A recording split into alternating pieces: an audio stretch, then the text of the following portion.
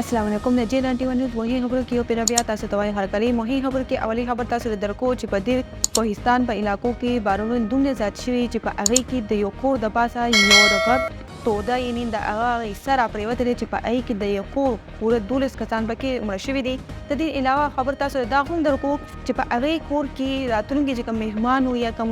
مهمانان وو هغوی پکې هم مړه شوي دي ورسره یعنې پوره پکې شپږ ښځې او ماشومانو سره پکې 14 کسان نور هم مړه شوي دي.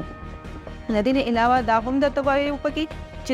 د باران د زیات کېدو په وجه د کمران چې کوم روډ و هغه مکمل خراب شوی دی مات شوی دی چې په هغې کې د تلو راتلو چې کومې لارې امن بندې شوي دي چې کوم کسان سیند لپاره تللي وو کمران ښاري ته هغوی هلته پاتې شوي دي او هغوی ته ډېر زیات مشکلات کوي. اوس تاسو درکو بل خبره په خیبر پختونخوا کې د طوفاني بارشونو سلسله دومره زیاته شوې چې اپر دیر کې د یو خاندان پوره 12 کسان پکې مړه شوي دي او د هغې نه بعد د 1 جولای نه واله تر اوسه پورې چې څومره بارانونه شوي دي په هغې کې د کومو کورونو چتونه او دیوالونه پرېوتې دي چې پوره په پوره 80 کسان پکې دي یعنې 80 خلکو نه کورونو نه زیات پکې کسان پکې مړه شوي دي او د دې نه علاوه د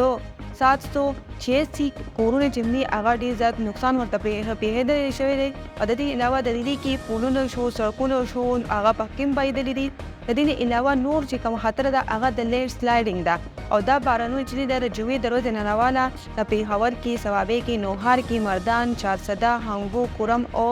کرزی بنو کې ډېر زیات شوي دي. اوس تاسو درکو بل خبره د سکیورټي فورس خیبر پختونخوا ضلع خیبر یعنې وادي اتره کې په خوبیه طریقې باندې معلومات کړي دي او هغې کاروایي کړې ده په هغې کې پوره 12 ترهګر چې دي پکې مړه کړي دي او دا کاروایي د هغه د 20 اګست نه شروع کړې وه چې د 28 د 29 اګست پورې شامله وه چې په هغې کې پوره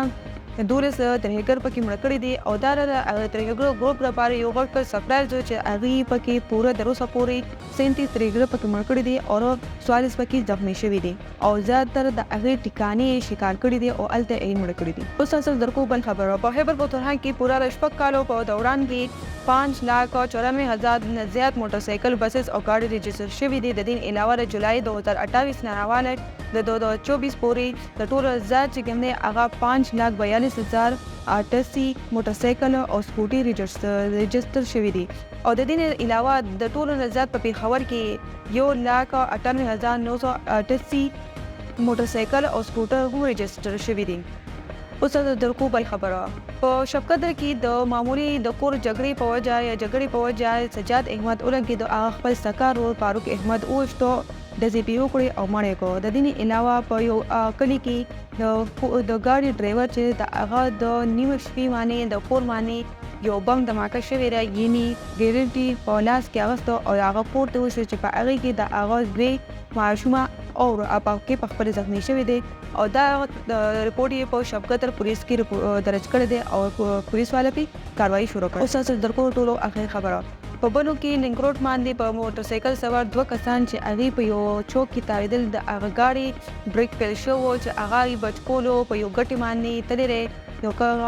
غاړې ته تللی چې په هغې کې د هغه ډرایور نسیم چې دی نه هغه پکې مړ شوی دی او نور کسان پکې پوره 15 کسان پکې زخمي شوي دي او هلته خوا کې هسپتال ته وړي دي. د جې 91 نیوز د نوي مهمې خبرو کې زه ستاسو نه غواړم اجازت د لوی الله په امان.